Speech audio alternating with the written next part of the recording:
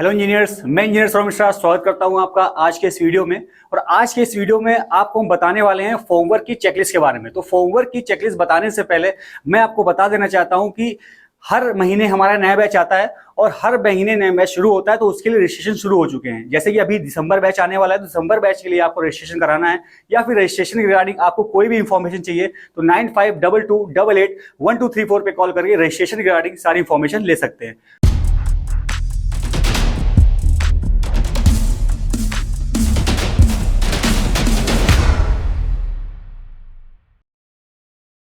तो चलते हैं वीडियो की ओर। तो आज हम आपको चेकलिस्ट के बारे में बताने वाले हैं। तो देख रहे हैं कि यहाँ पे फॉर्मवर्क हुआ है। अब फॉर्मवर्क की चेकलिस्ट बताने से पहले हम आपको ये समझाना चाहते हैं कि फॉर्मवर्क किससे मिलकर बना होता है। तो जैसे कि आप जानते हैं कि फॉर्मवर्क मिलकर बना होता है शटरिंग, सेंटरिंग और स्टेजिंग से।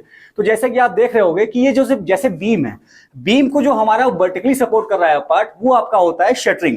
और बीम और स्लैब के बॉटम को जो हॉरिजॉन्टली सपोर्ट कर रहा है वो होता है सेंटरिंग। और जो भी आपका सेंटरिंग और सेंटरिंग को सपोर्ट करने के लिए जो भी आपने वर्टिकल मेंबर लगाया है, जिसको हम लोग प्रॉप्स बोल रहे हैं या वुडन बल्लीज है, ये इसको बोलते हैं स्टेजिंग।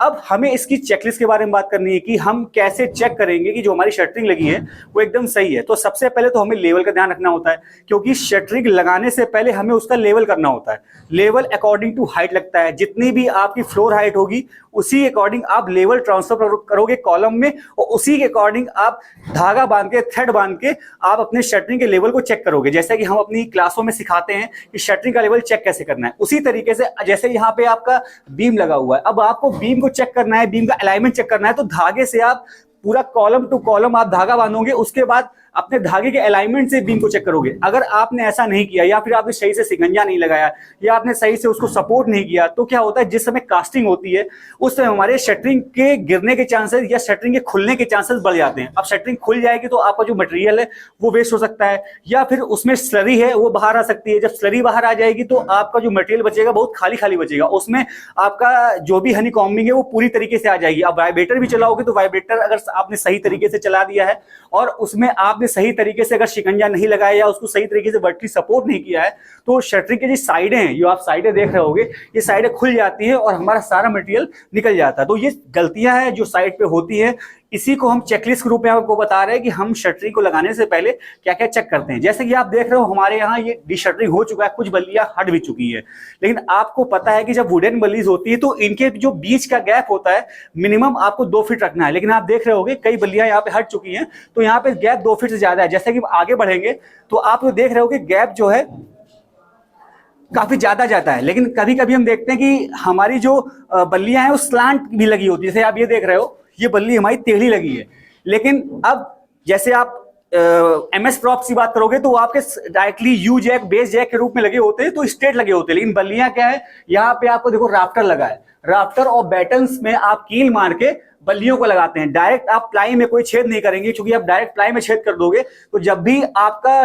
कास्टिंग होगी, कास्टिंग के समय जो भी स्लरी होगी वो आपके नीचे गिरने लगेगी। तो हमें ध्यान रखना है कि जिस समय भी हम शटरिंग लगाएंगे तो शटरिंग का जो भी पार्ट होगा तो आप हमेशा बैटन पे और आपका जो आपका राफ्टर लगा हुआ है इस पे ही आप सपोर्ट करेंगे। देखो डायरेक्टली आप देख रहे होगे कि जो बल्ली जो सपोर्ट की गई है वो डायरेक्ट कहां सपोर्ट की गई है, यहाँ पे आपका बैटन लगा है, बैटन के बाद राफ्टर लगा है, राफ्टर के ऊपर आपका प्लाई लगा है, उसके ऊपर पूरी शटरिंग हमारी सपोर्ट की गई है। तो अगर हम चेकलिस्ट की बात करें तो हमें लेवल का ध्यान रखना है, हमें अलाइनमेंट का ध्यान रखना है, और हमें यह ध्यान रखना है कि जिस समय हमारी शटरिंग कास्ट हो रही है, जिस समय कास्टिंग चल रही है, तो एक आदमी परमानेंट नीचे लगा रहता है। वो ध्यान रखता है कहां से भी स्लरी गिर रही है तो स्लरी को रोकने के लिए जो भी इंतजाम करना चाहे वो कर सकता है। क्योंकि स्लरी क्या होती है, सीमेंट का एक मटेरियल होता है, वो नीचे गिर गया तो आपकी हनी कॉम्बी के जो चांसेस होते हैं वो बढ़ जाते हैं।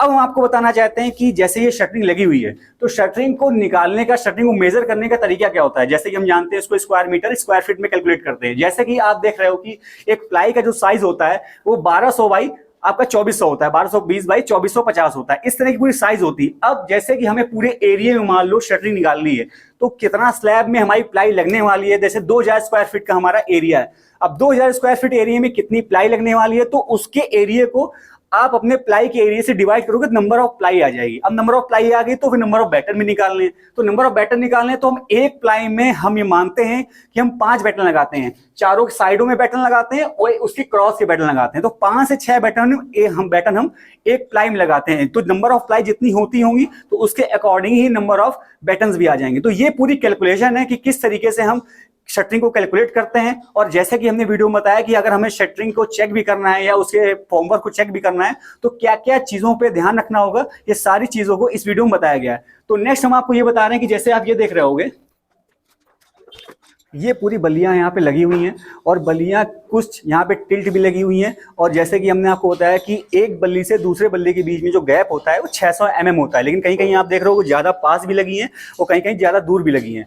तो हम वुडन बल्लीज में मैक्सिमम बल्लीज भी लगाते हैं कि इन टाइम जब हम कास्टिंग कर रहे हो तो हमें किसी भी तरह की तकलीफ का सामना ना करना पड़े, क्योंकि क्या होता है कि जिस समय हम कास्टिंग करते हैं उसी समय हमारी शटरिंग गिरने के चांसेस बढ़ जाते हैं। अगर एक बल्ली यहाँ पे टूटी तो उसके एक्स्ट्रा लोड दूसरी बल्ली पे पड़ता है और फिर इसी के साथ साथ कई बल्लियों पे जब लोड पड़ता है तो एक साथ बल्ली के गिरने के चांसेस बढ़ जाते हैं। तो हम कभी कभी क्या करते हैं, मैक्सिमम बल्लियां भी लगा देते हैं। लेकिन कभी कभी आपने ये भी देखा होगा, जैसे यहाँ पे तो कास्टिंग हो गई है तो ये सरफेस तो हार्ड है, लेकिन कभी कभी क्या होता है, जैसे ग्राउंड फ्लोर की हम बात करें, वहां पे मान लो अभी पीसीसी नहीं हुआ है, वहां पे अभी सिर्फ प्लिंथ फिलिंग हुई है और उसी के ऊपर अगर आपने बल्ली रख दी है और फिर कास्टिंग हो रही है तो जो बल्ली के धंसने के चांसेस हैं और लेवल के जो खराब होने के चांसेस हैं बढ़ जाते हैं। इसीलिए या तो आपने लोहे की प्लेट को साइड पे लगाइए या फिर कभी कभी ये भी देखने को मिलता है कि लोग बोरियां, एक मतलब सेंट की बोरी रख देते हैं, उसके ऊपर बल्ली लगा देते हैं, फिर अब कास्टिंग करने लगते हैं। तो ये एक तरह से गलत तरीका है कास्टिंग करने का और शटरिंग के डी शटरिंग होने के चांसेस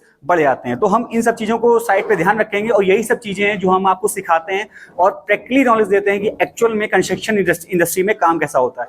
और आपको इसी तरीके का नॉलेज देना है तो आप अगर हमसे पर्सनली बात करना चाहते हैं तो 7985211035 पे कॉल करके हमसे ट्रेनिंग के रिगार्डिंग सारी इंफॉर्मेशन ले सकते हैं। तो मिलते हैं नेक्स्ट वीडियो में, तब तक के लिए जय हिंद, जय भारत।